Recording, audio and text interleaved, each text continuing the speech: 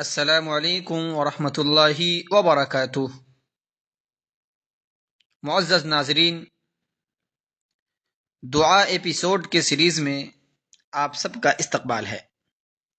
آج کے اس سیریز میں ہم یہ جاننے کی کوشش کریں گے کہ بارش طلب کرنے کے لیے کون سی دعا پڑھنی چاہیے، اس لیے کہ بارش یہ اللہ رب العالمین کی رحمت بھی ہے اور زحمت بھی ہے۔ یہی بارش اگر وقت پر ہو جائے یا مناسب مقدار میں ہو جائے تو بارش رحمت بن جاتی ہے، وہی اگر زیادہ ہو جائے تو زحمت بن جاتی ہے، کھیتی وغیرہ کا نقصان ہو جاتا ہے یا اس کے علاوہ سیلاب وغیرہ کی شکل اختیار کر لیتی ہے۔ تو بارش جہاں رحمت بھی ہے وہاں زحمت بھی ہے، اور کبھی کبھی ایسا ہوتا ہے کہ بارش نہ آنے کی صورت میں بھی بہت سی پریشانیوں کا سامنا کرنا پڑتا ہے۔ قحط سالی وغیرہ کا موسم آ جاتا ہے جس سے کسانوں کے لیے بہت ہی زیادہ نقصان دہ ثابت ہو جاتا ہے۔ تو ایسی صورت میں جب بارش وغیرہ نہ ہو، قحط سالی کا موسم آ جائے، ہر جگہ زمین خشک اور بنجر بن جائے، تو ایسے وقت میں ہمیں اور آپ کو اللہ کے نبی صلی اللہ علیہ وسلم نے بارش طلب کرنے کے لیے اللہ رب العالمین سے بارش مانگنے کے لیے دعائیں سکھائی ہے۔ تو آئیے اس دعا کو میں آپ کے سامنے پڑھتا ہوں، آپ اس کو یاد کرنے کی کوشش کریں گے اور اللہ رب العالمین سے اس دعا کے ذریعے سے بارش طلب کریں گے تو انشاءاللہ اللہ تبارک و تعالی ہماری اور آپ کی دعا کو ضرور سنے گا۔ تو آئیے دعا کو شروع کرتے ہیں۔ سب سے پہلی دعا ہے اللہم اغثنا، اللہم اغثنا، اللہم اغثنا۔ یہ دعا ہے اللہم اغثنا، اللہم اغثنا، اللہم اغثنا۔ تو یہ ایک دعا ہو گئی۔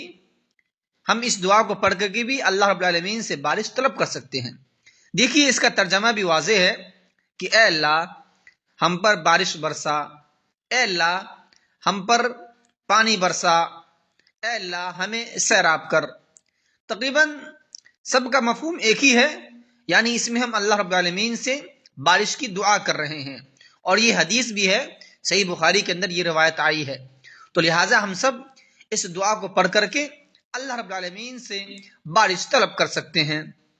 اس کے علاوہ اور بھی دعائیں ہیں، میں اس کو بھی آپ کے سامنے پڑھ دیتا ہوں، آپ اس کو بھی پڑھ کر کے اللہ رب العالمین سے بارش کی دعا کر سکتے ہیں۔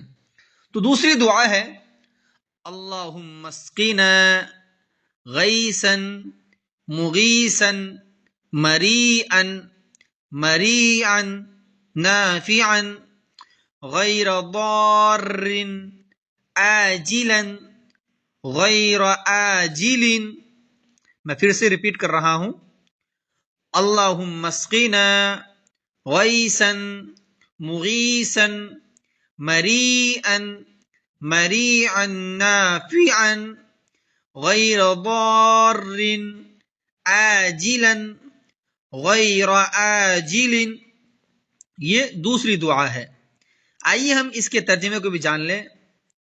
اے اللہ ہمیں بارش عنایت فرما، از حد مفید، یعنی کہ جو مفید ہو، مددگار ہو، بہترین انجام والی ہو، جو شادابی لائے، نفع آور ہو، کسی نقصان کا باعث نہ بنے اور جلد آئے، دیر نہ کرے۔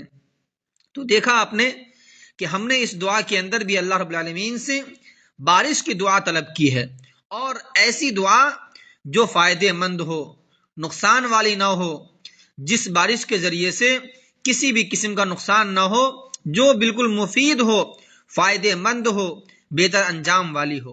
تو لہٰذا ہم اور آپ اس دعا کو پڑھ کر کے بھی اللہ رب العالمین سے بارش طلب کر سکتے ہیں۔